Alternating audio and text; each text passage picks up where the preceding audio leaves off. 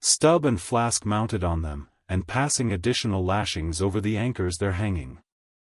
No, Stub, you may pound that knot there as much as you please, but you will never pound into me what you were just now saying. And how long ago is it since you said the very contrary?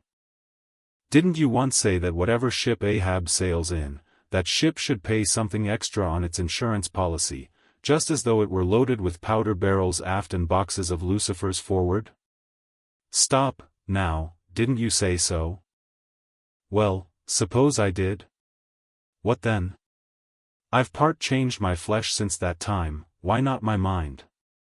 Besides, supposing we are loaded with powder barrels aft and lucifers forward, how the devil could the lucifers get afire in this drenching spray here? Why, my little man, you have pretty red hair, but you couldn't get afire now. Shake yourself, your Aquarius, or the water-bearer, Flask, might fill pitchers at your coat collar. Don't you see, then, that for these extra risks the marine insurance companies have extra guarantees? Here are hydrants, Flask.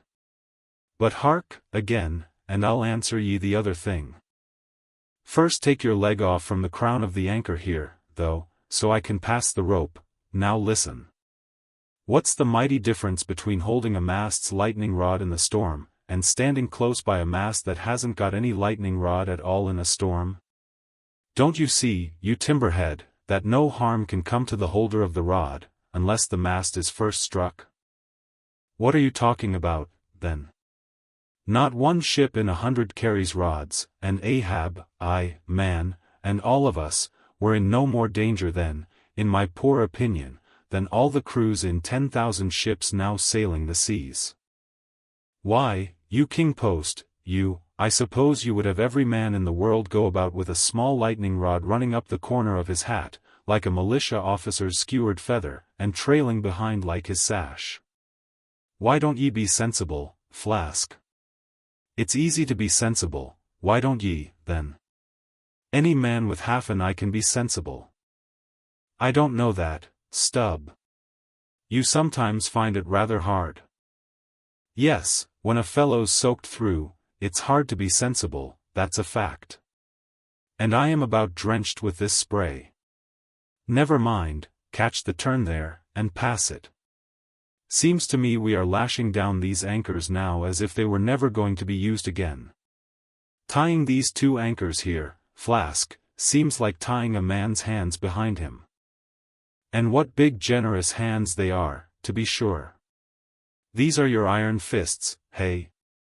What a hold they have, too. I wonder, Flask, whether the world is anchored anywhere. If she is, she swings with an uncommon long cable, though. There, hammer that knot down, and we've done. So, next to touching land, lighting on deck is the most satisfactory. I say, just wring out my jacket skirts, will ye? Thank ye.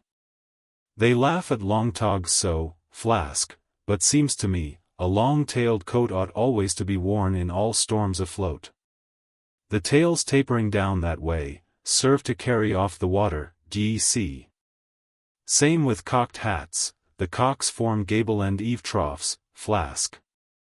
No more monkey jackets and tarpaulins for me, I must mount a swallowtail, and drive down a beaver, so. Hullo. Phew. There goes my tarpaulin overboard, Lord, Lord, that the winds that come from heaven should be so unmannerly. This is a nasty night, lad.